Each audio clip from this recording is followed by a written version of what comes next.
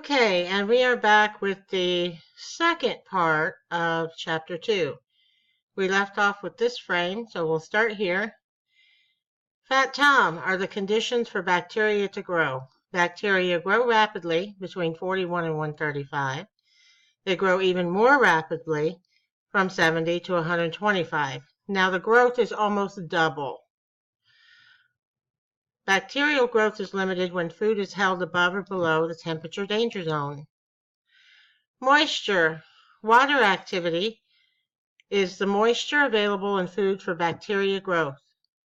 Available water scale ranges from 0 to 1.0. The higher the value, the more available moisture. Water is a pure ratio of 1.0. The FDA has identified 4 types of bacteria that cause severe illness and are highly contagious. Salmonella typhi, non-typhoidal salmonella, Shigella, and Shiga toxin-producing E. coli. Food handlers diagnosed with an illness from these bacteria must never work in the operation while sick. Salmonella typhi is in ready-to-eat food and beverages. Non-typhoidal salmonella is in poultry and eggs, meat, milk and dairy products, and produce such as tomatoes, peppers, and cantaloupes. Shigella is in food easily contaminated by hand, such as salads containing TCS food, potato, tuna, shrimp, macaroni, and chicken. Food that has had contact with contaminated water, such as produce. Shiga toxin-producing E. coli comes from the intestines of cattle and infected people, found in raw and undercooked ground beef and contaminated produce.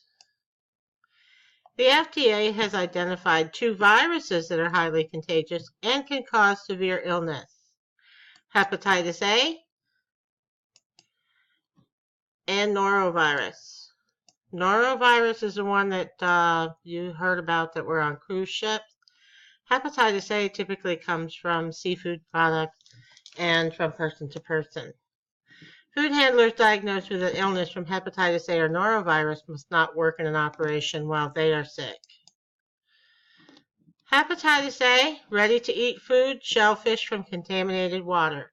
And that's why we say person to person, because it's the person handling the ready-to-eat food that is not going to be cooked. Norovirus is in ready-to-eat food and shellfish from contaminated water. Biological toxins naturally occur in certain plants, mushrooms, and seafood. Seafood toxins, there are 2. One is produced by pathogens found on certain fish, tuna, bonito, mahi-mahi. Histamine produced when the fish is time and temperature abused. They occur in certain fish that eat smaller fish that have consumed the toxin. This is Shigatera fish poisoning. And this in barracuda, snapper, grouper, and amberjack. So just a little bit extra info on these. Here's where it says a histamine is produced. This is actually scomboid poisoning. That's what they call it. The histamine makes you think that you're allergic to the fish. So there are a lot of people out there walking around that have eaten temperature abused fish, and they actually think they're allergic to it because the chemicals that are produced when it's in the danger zone is what made them think that they were allergic to it, when in fact it was a histamine poisoning. The other one, this is the one that she was talking about in the film, about the toxic algae. Predatory reef fish eat the toxic algae as well as assuming or consuming all the small reef critters that live around reefs, which is why they have learned to make a reef their predatory grounds. There's always a food source there for them, but their food source is eating the toxic algae, and the algae is passed from the small bottom-feeding fish into the predatory reef fish. The toxic is never eliminated from their system. Okay, symptoms and onset times vary with illness. People will experience illness within minutes. Diarrhea, vomiting, neurological symptoms, flushing of the face, hives, burning of the mouth, difficulty breathing, and heart palpitations.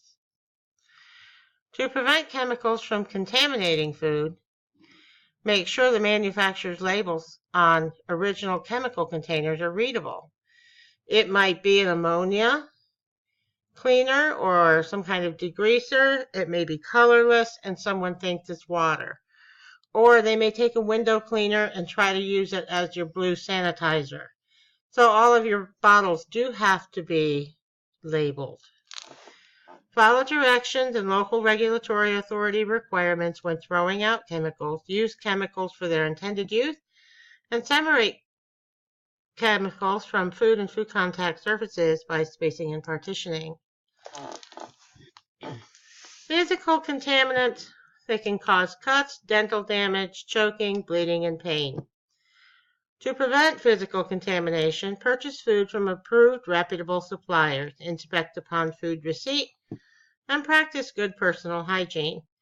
This is where I should say what she said in the film. Keep your eyes open for cherry pits. Make sure that when you're making chicken salad, there are no errant bones in there. Groups who may attempt to contaminate food, terrorists or activists. This one most likely, disgruntled former or current staff. Vendors, definitely. Competitors, definitely. Okay? I would rate it 1, 2, 3, and I have seen every single one of them happen somewhere in my unit at some time.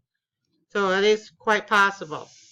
But this is where the FDA actually made the alert lookout program defense tool. And it's simply an ALERT, alert, and each letter is assigned a slogan or a tagline. So here we go. FDA Defense Tool Alert. Assure products are received from safe sources. Look and monitor the security of your products in the facility. Employees, know who is in your facility.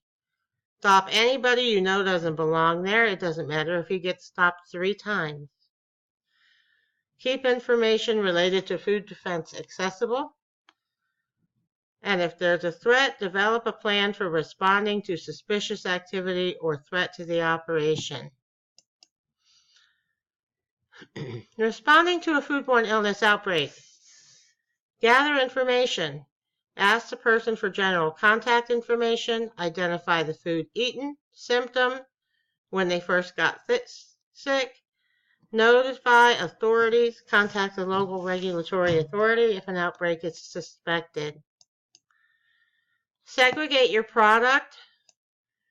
Do not use, do not throw away. We have to have chain of custody and we have to have the product or we won't be able to do any samples. Document the information. Log information about suspected product. Include a product description, date, lot number, sell by date, and pack size. Identifying staff that are there for the foodborne illness outbreak. Keep a list of food handlers that were scheduled. Interview staff immediately. Cooperate with authorities. Provide appropriate documentation. Review your procedures. Make sure standards are being met.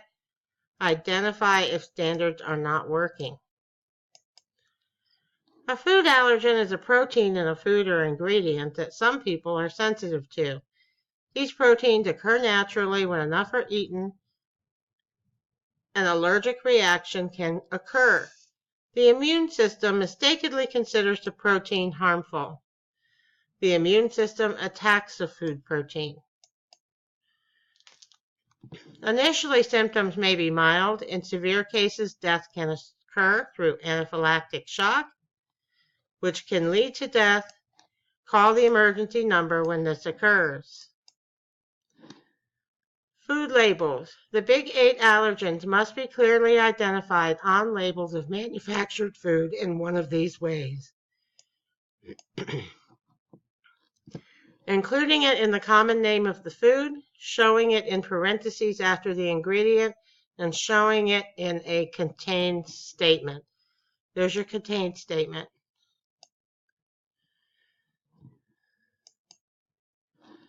Service staff should help prevent allergic reactions by describing dishes, telling customers how the item is prepared, identifying ingredients, tell customers if the food they are allergic to is in the item, identify secret ingredients, suggesting items that do not contain the allergen.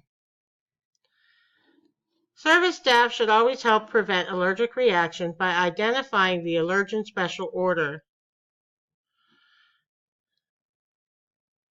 Clearly mark the order. This is done to inform kitchen staff of the allergy. Delivering food. Confirm order with the kitchen staff. Make sure no allergens touch the plate. Hand deliver food separately from other food. Kitchen staff can avoid cross-contact by checking recipes and ingredient labels to confirm allergens are not present. Make sure the allergen does not touch anything for customers with food allergies, and this includes food, beverages, utensils, and equipment. Use separate fryers and cooking oils when frying food for customers with allergies. Labeling food packaged on site for retail sale. Name all major allergens on the label and follow any additional labeling requirements. And that is the end of Chapter 2.